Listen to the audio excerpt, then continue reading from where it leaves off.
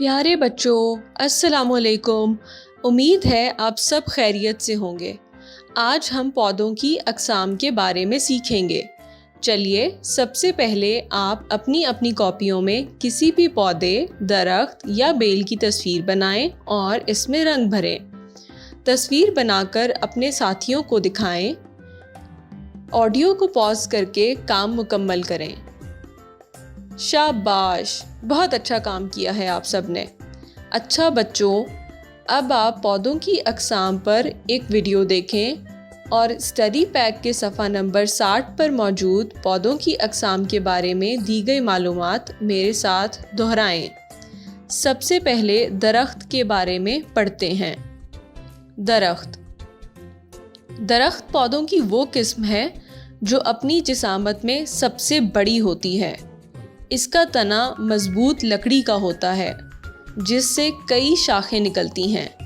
اس کی عمر 2 سال سے زیادہ ہوتی ہے، لیکن کچھ درخت جیسے برگد ہزاروں سال تک زندہ رہتے ہیں۔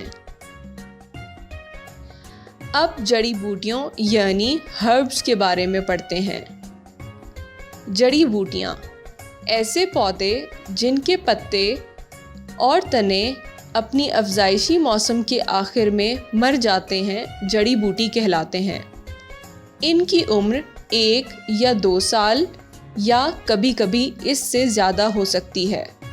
ان پودوں کے تنے اپنے افزائشی موسم کے آخر میں مر جاتے ہیں، لیکن ان کی جڑیں زندہ رہتی ہیں۔ ان پودوں کے تنوں میں لکڑی نہیں ہوتی۔ پودینہ، پالک اور کپاس جڑی بوٹیوں کی مثالیں ہیں۔ اب جھاڑیوں یعنی شربس کے بارے میں پڑھتے ہیں۔ جھاڑیاں، شربس ایسے پودے جن کے تنے شروع میں ہی کئی تنوں میں بٹ جائیں جھاڑیاں کہلاتے ہیں۔ عام طور پر ان کی لمبائی 3 میٹر تک ہوتی ہے۔ ان کے تنوں میں لکڑی ہوتی ہے۔ لیموں اور گلاب جھاڑیوں پر اگتے ہیں۔ آخر میں بیلیں یعنی کلائمبرز کے بارے میں پڑھتے ہیں۔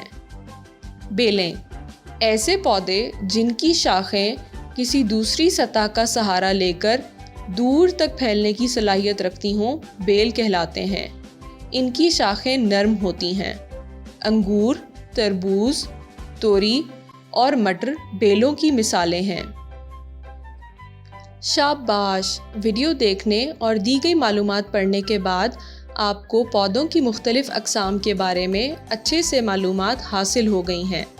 تو کیا آپ مجھے بتا سکتے ہیں کہ جھاڑیاں یعنی شربس کی لمبائی عام طور پر کتنی ہوتی ہے؟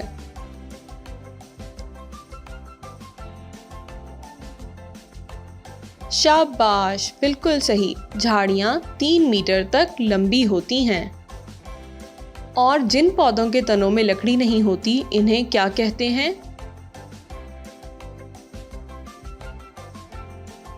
شاباش، یہ جواب بھی بالکل درست ہے۔ ان کو جڑی بوٹیاں یعنی ہربس کہتے ہیں۔ اب آپ اسٹڈی پیک کے صفحہ نمبر 61 پر موجود سوال نمبر 2 اور 3 مکمل کریں۔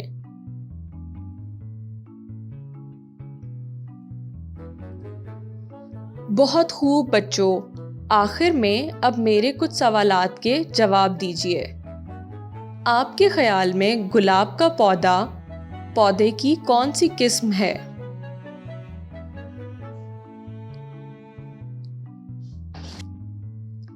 بالکل صحیح، انگور بیل پر لگتے ہیں یا درخت پر، کیا آپ نے کبھی دیکھا ہے؟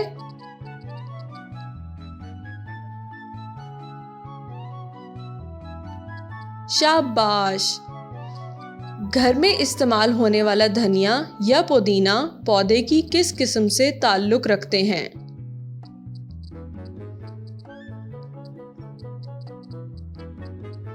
بہت خوب۔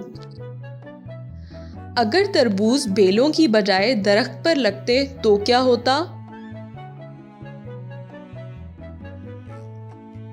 شاباش، آپ اس کام کو گھر جا کر ایک بار دہرائیے گا تاکہ آج کا سبق اچھی طرح یاد ہو جائے، اور اس بات کا مشاہدہ ضرور کیجیے گا کہ آپ کے ارد گرد کون کون سی قسم کے پودے موجود ہیں۔